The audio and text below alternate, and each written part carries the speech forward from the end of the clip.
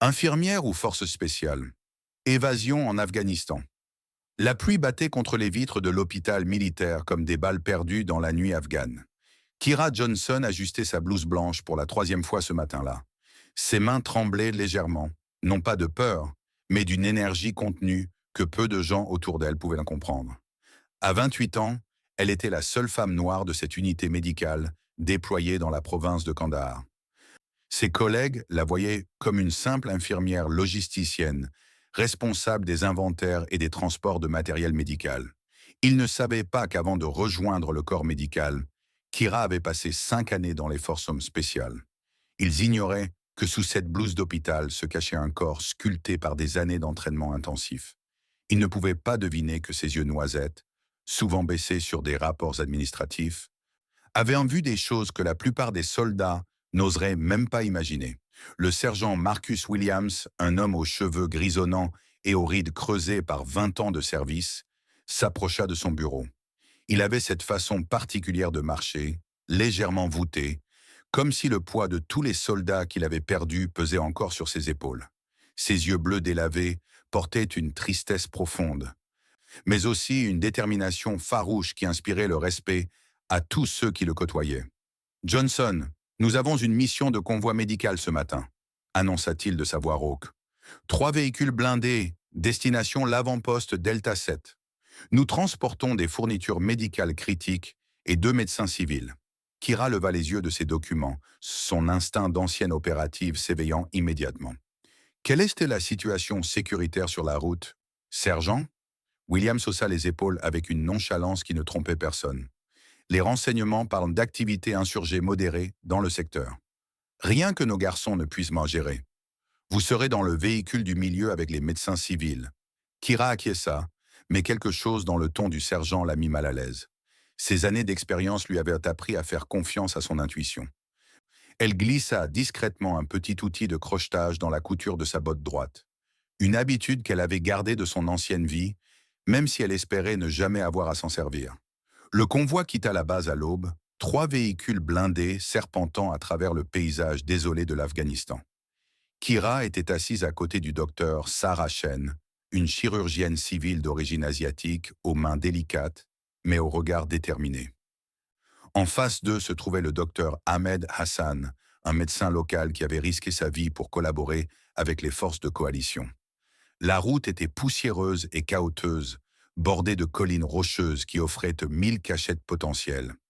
Kira observait le paysage avec l'œil exercé d'une ancienne combattante, notant chaque position stratégique, chaque point d'embuscade possible. « Vous semblez tendu », remarqua le docteur Chen en français, langue qu'elle maîtrisait parfaitement. Kira lui sourit, essayant de paraître détendu. « C'est ma première mission de convoi ici. Je suppose que c'est normal d'être un peu nerveuse. » Mais au fond d'elle-même, tous ses sens étaient en alerte maximale. Quelque chose n'allait pas. Le silence radio était trop parfait, la route trop calme pour cette région habituellement agitée. Soudain, une explosion sourde résonna devant eux. Le premier véhicule du convoi venait de sauter sur une mine improvisée. Avant que quiconque puisse réagir, des tirs automatiques éclatèrent de toutes parts. Les insurgés avaient parfaitement orchestré leur embuscade. Le véhicule de Kira fut rapidement immobilisé par des tirs ciblés sur les pneus. « Tout le monde à terre !» cria le conducteur. Mais il était déjà trop tard. Des hommes armés encerclaient les véhicules, leurs visages masqués par des foulards sombres. Kira évalua rapidement la situation. Au moins 15 assaillants, armés d'AK-47 et de lance-roquettes. Ses compagnons étaient des civils sans entraînement au combat. Elle devait protéger les médecins, mais révéler ses capacités pourrait compromettre sa couverture. « Sortez! Sortez maintenant !» hurlaient les insurgés en pachto. Kira traduisit rapidement pour ses compagnons terrifiés. « Il nous ordonne de sortir du véhicule. Gardez les mains visibles et ne faites aucun geste brusque. » Les médecins furent brutalement extraits du véhicule et forcés à s'agenouiller dans la poussière. Kira compta mentalement les survivants. Elle-même, les 2 médecins civils, le sergent Williams et 3 autres soldats du convoi. 7 personnes contre une quinzaine d'insurgés lourdement armés. Les chances de survie semblaient minces. Un homme de grande taille, visiblement le chef du groupe, s'approcha d'eux. Il portait un gilet tactique noir et ses yeux sombres brillaient d'une froide détermination. « Vous êtes maintenant nos prisonniers », déclara-t-il en anglais avec un fort accent. « Vous allez nous suivre sans résistance. Toute tentative de fuite sera punie de mort immédiate. » Ils furent nés forcés de marcher pendant près de 2 heures à travers un terrain accidenté. Kira mémorisa chaque détail du chemin, chaque point de repère, chaque position défensive potentielle. Ses compagnons étaient épuisés et terrifiés, mais elle maintenait un rythme régulier, économisant ses forces pour ce qui l'attendait. Le bunker où ils furent conduits était une ancienne installation militaire soviétique creusée dans la roche. L'endroit était parfaitement camouflé et pratiquement indétectable depuis les airs. Kira réalisa avec un frisson que leur ravisseur avait soigneusement planifié cette opération.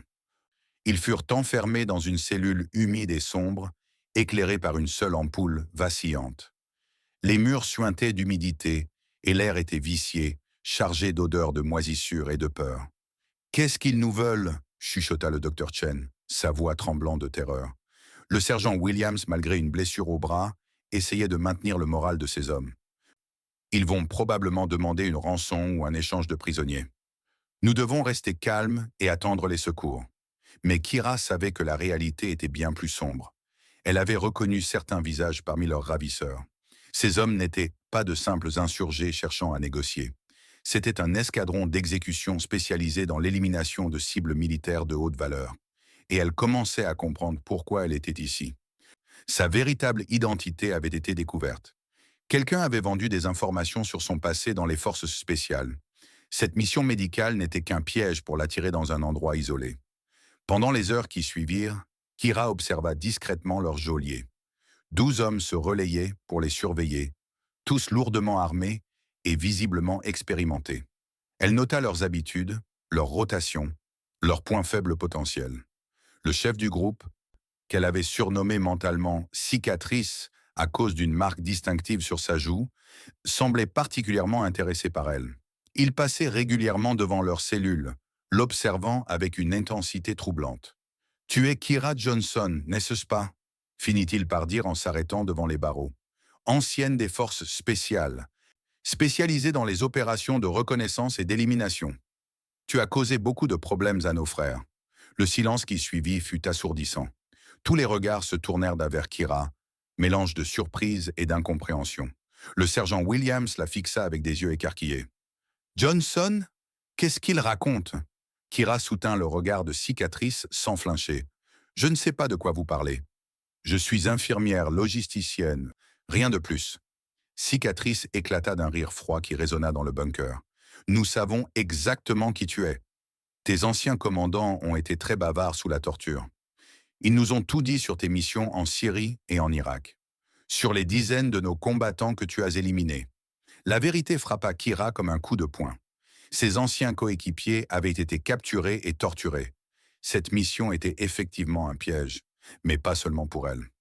C'était une opération de vengeance soigneusement orchestrée. « Demain à l'aube, vous serez tous exécutés », annonça Cicatrice avec une satisfaction évidente. « Mais toi, Kira Johnson, tu mourras en dernier. Tu regarderas tes compagnons mourir un par un. C'est le prix à payer pour tes crimes contre notre peuple. » Cette nuit-là, tandis que ses compagnons sombrent dans un sommeil agité, Kira reste éveillée. Elle évalue et réévalue chaque option, chaque possibilité d'évasion. Le petit outil de crochetage dans sa botte pourrait lui permettre d'ouvrir la serrure de leur cellule. Mais ensuite, il faudrait neutraliser 12 hommes armés sans faire de bruit.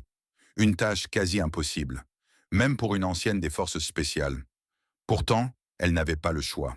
Elle ne pouvait pas laisser mourir des innocents à cause de son passé. Vers 3 heures du matin, elle commença à travailler sur la serrure. Ses doigts, engourdis par le froid et l'humidité, manipulaient l'outil avec une précision née de centaines d'heures d'entraînement. Le mécanisme céda finalement dans un petit déclic à peine audible. Kira se glissa hors de la cellule comme une ombre. Le premier garde était endormi à son poste, son AK-47 posé négligemment contre le mur. Elle s'approcha silencieusement, ses années d'entraînement reprenant le dessus. En quelques secondes, l'homme était inconscient, neutralisé par une prise d'étranglement parfaitement exécutée. Le deuxième garde fut plus difficile à approcher. Il était éveillé, fumant une cigarette près de l'entrée du bunker. Kira rampa dans l'obscurité, utilisant chaque recoin, chaque ombre pour se dissimuler. Quand elle fut assez proche, elle bondit comme un félin. Sa main couvrit la bouche de l'homme, tandis que son autre bras l'étranglait. Il s'effondra sans un bruit. Un par un, elle neutralisa les gardes endormis ou isolés. Ses mouvements étaient fluides, précis, mortels quand nécessaire. La Kira Johnson, infirmière logisticienne, avait disparu, remplacée par la machine de guerre qu'elle avait été autrefois. Mais quand elle atteignit la salle principale du bunker, elle se retrouva face à un problème.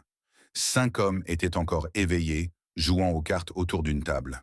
Parmi eux se trouvait Cicatrice, qui semblait ne jamais dormir. Il n'y avait aucun moyen de les approcher sans être vue. Elle devrait les affronter directement. Kira récupéra les armes des gardes qu'elle avait neutralisées. 2 AK-47, plusieurs chargeurs et une grenade défensive. Pas suffisant pour un assaut frontal, mais elle n'avait plus le choix. L'aube approchait et avec elle, l'heure de l'exécution. Elle prit une profonde inspiration, visualisant chaque mouvement, chaque angle d'attaque. Puis elle surgit dans la salle principale comme une furie. Le premier homme n'eut même pas le temps de lever son arme. La rafale de Kira le faucha avant qu'il puisse crier. Le deuxième plongea derrière la table, mais elle avait anticipé sa réaction. Une grenade roulée avec précision explosa à ses pieds. Cicatrice et ses 2 derniers hommes ripostèrent férocement. Les balles sifflèrent autour de Kira, tandis qu'elle roulait d'abri en abri. Son entraînement reprenait le dessus, ses réflexes aiguisés par des années de combat. Elle élimina le 3e homme d'un tir précis à la tête. Le 4e tomba sous une rafale contrôlée qui déchira sa poitrine. Il ne restait plus que Cicatrice. L'homme la fixait avec un mélange de rage et de respect. « Tu es vraiment celle qu'il décrivait » dit-il en rechargeant son arme. « Une tueuse née. Mais tu ne sortiras pas vivante d'ici. Mes hommes ont miné toutes les sorties. Si je meurs, nous mourrons tous. » Kira le visa calmement, son arme parfaitement stable malgré l'adrénaline qui coursait dans ses veines. « Alors nous mourrons ensemble. Mais mes compagnons vivront. » Le duel final fut bref mais intense. 2 professionnels de la mort s'affrontant dans un balai mortel. Cicatrice était rapide et expérimentée, mais Kira avait l'avantage de la surprise et de la détermination. Sa balle l'atteignit au cœur avant qu'il puisse tirer. L'homme s'effondra, un sourire étrange aux lèvres. « Les mines !» murmura-t-il avant de mourir. « Toutes. Les sorties !» Kira se précipita vers la cellule où ses compagnons étaient enfermés. Ils étaient tous éveillés maintenant, terrifiés par les bruits de combat. « Kira !» appela le sergent Williams. « Qu'est-ce qui se passe ?»« Nous partons !» répondit-elle simplement en ouvrant leur cellule. « Maintenant. » Elle les guida vers la sortie principale, mais s'arrêta net en voyant les fils électriques qui couraient le long des murs. Cicatrice n'avait pas menti. Le bunker était effectivement miné. « Il doit y avoir une autre sortie », murmura-t-elle en étudiant les plans qu'elle avait mémorisés. « Un conduit de ventilation ou un tunnel de service. » Elle fouilla rapidement le bunker, ses compagnons la suivant en silence. Ils avaient compris qu'elle n'était pas celle qu'ils croyaient se connaître. Cette femme qui se déplaçait avec l'assurance d'un prédateur, qui maniait les armes comme des extensions de son corps, n'était pas une simple infirmière. Finalement, elle trouva ce qu'elle cherchait. Un conduit d'évacuation étroit, probablement construit par les Soviétiques comme issue de secours. « Nous allons ramper », annonça-t-elle. « Ce sera difficile, mais c'est notre seule chance. » Le docteur Chen, malgré sa peur, fut la première à s'engager dans le conduit. « Je vous fais confiance », dit-elle simplement. Un par un, ils s'enfoncèrent dans l'obscurité du tunnel. Kira ferma la marche, s'assurant que personne ne restait en arrière. Le conduit était étroit, humide, et semblait s'étendre à l'infini.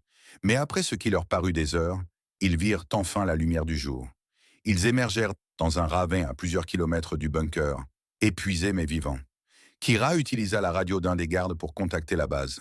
« Ici Johnson, nous sommes vivants et avons besoin d'extraction immédiate.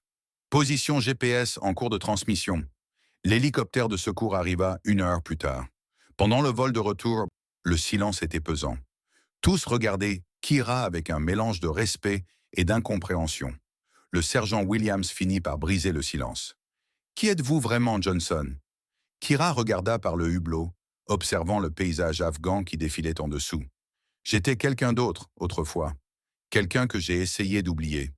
Mais parfois, le passé nous rattrape. » Et nous devons redevenir ce que nous étions pour protéger ceux qui nous sont chers. Le docteur Chen posa sa main sur l'épaule de Kira. Merci, dit-elle simplement. Vous nous avez sauvé la vie. Peu importe qui vous étiez ou qui vous êtes maintenant. Pour moi, vous êtes une héroïne.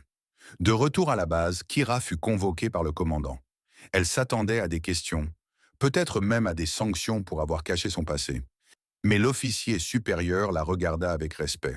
« Vos anciens commandants nous ont contactés, dit-il. Ils nous ont expliqué pourquoi vous aviez changé d'identité et rejoint le corps médical. Vous vouliez une nouvelle vie, loin de la violence. Je respecte ce choix. Mais vos compétences sont trop précieuses pour être gaspillées dans la logistique. Nous aimerions vous proposer un poste dans nos unités spéciales. » Kira secoua la tête avec un sourire triste. « Merci, commandant. Mais ma décision reste la même. Je veux aider à sauver des vies, pas à en prendre. Ce qui s'est passé hier était nécessaire, mais ce n'est pas qui je veux être. » Les semaines qui suivirent furent étranges pour Kira. Ses collègues la regardaient différemment maintenant. Certains avec respect, d'autres avec une pointe de crainte. Mais le docteur Chen et le sergent Williams étaient devenus de véritables amis. Ils avaient partagé quelque chose que peu de gens pouvaient comprendre. Un soir, alors qu'elle terminait son service, Kira reçut une lettre. Pas de nom d'expéditeur, juste une adresse en France. À l'intérieur, quelques mots en français. « Merci pour ce que vous avez fait. Nos familles n'oublieront jamais. Les familles de l'équipe Alpha. » Elle comprit que les familles de ses anciens coéquipiers, ceux qui avaient été torturés et tués, avaient appris ce qui s'était passé. Leur sacrifice n'avait pas été vain. Justice avait été rendue. Cette nuit-là, pour la première fois depuis des mois, Kira dormit paisiblement. Elle avait trouvé un équilibre entre son passé de guerrière et son présent de soignante.